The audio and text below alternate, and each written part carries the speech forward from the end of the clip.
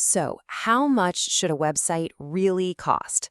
Look, it's one of the most common and honestly one of the most frustrating questions in the business world. In this explainer, we're going to finally get you some real clarity on this.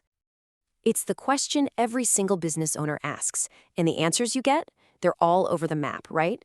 Could be a few $100, could be tens of thousands. It feels totally impossible to get a straight answer. So to make sense of it all, let's try rephrasing the question. Instead of asking about a website, ask this. How much does it cost to build a digital house? Think about it. Just like a real house, the cost depends on everything. The location, the materials, the size, and who you hire to build it. This one analogy is the key to understanding what you're actually paying for. Those huge price differences you see online, they really just boil down to one crucial difference in philosophy. And getting this is the very first step to making a smart investment. So on one hand, you've got template assembly. Think of this as just taking a pre-built theme, swapping out the colors, slapping your logo on it, and calling it a day. It's fast, it's cheap, and it's a quick fix. But on the other hand, you have an integrated strategy.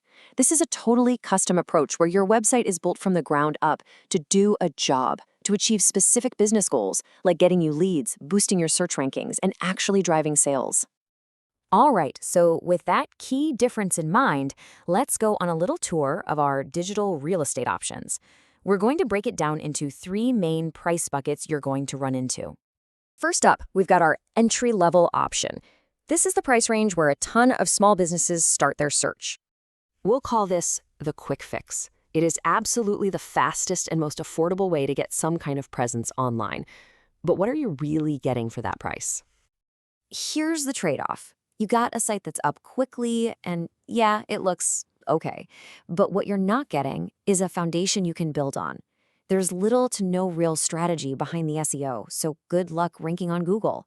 It's not going to be easy to scale up as your business grows, and let's be honest, it'll probably look just like 1,000 other websites out there. Okay, let's move up to the next digital house and see how the investment changes. This is where you start to see a pretty significant jump, not just in price, but in quality. This is the strategic build.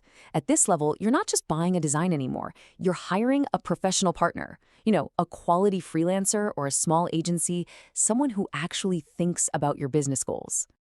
And the difference is huge. Your designer will actually talk to you about your customers. They'll structure the entire site to guide visitors towards taking an action, like buying something or filling out a form, and they'll build it with search engine optimization best practices from the very start. This isn't just a digital brochure, it's a tool that's designed to work for you.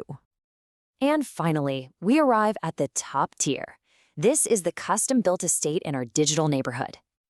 We call this the performance engine, and this is for businesses that see their website as the absolute central hub of their entire marketing and sales operation.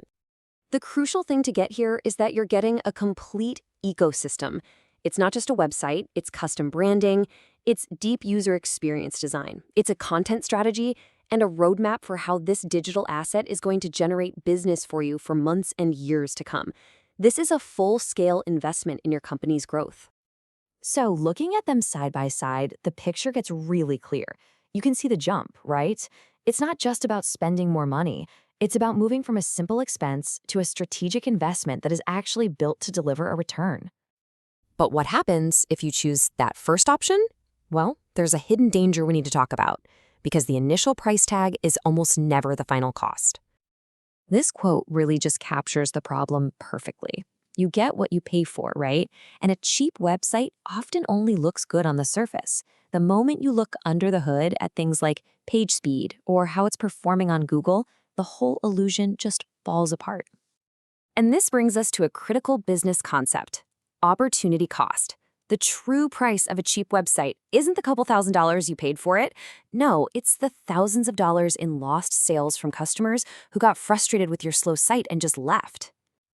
And that leads to a total downward spiral. A slow, poorly designed site frustrates your visitors. That frustration tells Google your site isn't valuable, so your search rankings plummet, and before you know it, you're forced to start all over again with a complete and expensive rebuild, costing you way more in the long run. So how should we be thinking about this? Let's try to reframe this whole conversation and get to the final takeaway. This right here is the single most important point. A great website isn't just another business expense or some costly liability. It should be your hardest working employee. It is your top salesperson, working around the clock 24/7 to attract customers, answer their questions, and bring in new business. And that's the question I want to leave you with. When you look at your own website or the one you're planning to build, are you thinking of it as just a cost to be minimized? Or are you investing in what could be the single most valuable salesperson on your entire team? The answer to that question will tell you everything you need to know about how much it should really cost.